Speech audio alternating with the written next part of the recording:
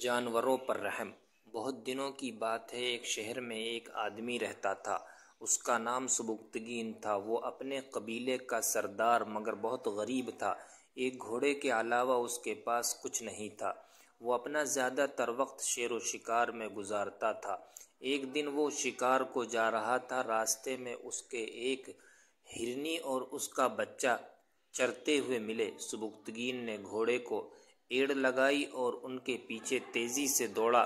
دونوں جان بچا کر بھاگے مگر بچہ تو آخر بچہ تھا، کتنا تیز بھاگ سکتا تھا۔ بالآخر سبکتگین نے اس کو پکڑ لیا اور اپنے گھر لے گیا۔ ہرنی بیچاری محبت کی ماری اس کے پیچھے ہو لی۔ سبکتگین کی نگاہ ہرنی پر پڑی۔ اس کے افسردہ چہرے اور للچائی ہوئی نگاہ کو دیکھ کر سبکتگین کو رحم آ گیا۔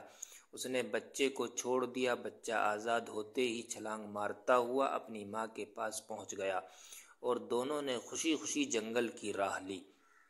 رات کو سبکتگین نے حضرت صلی اللہ علیہ وسلم کو خواب میں دیکھا۔ آپ نے فرمایا، سبکتگین، تم نے ہرنی بیچاری پر رحم کیا۔ تمہارا یہ عمل اللہ کو بہت پسند آیا۔ تمہارا نام بادشاہوں کی فہرست میں لکھ دیا۔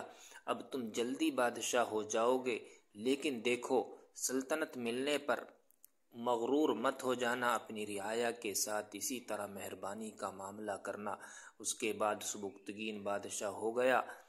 اس واقعے کو اس نے ساری زندگی یاد رکھا اور اپنی رعایا کے ساتھ ہمیشہ شفقت اور محبت کا برتاؤ کرتا رہا۔ اس لیے ہر انسان کو اپنے ماتحتوں کا خیال رکھنا چاہیے۔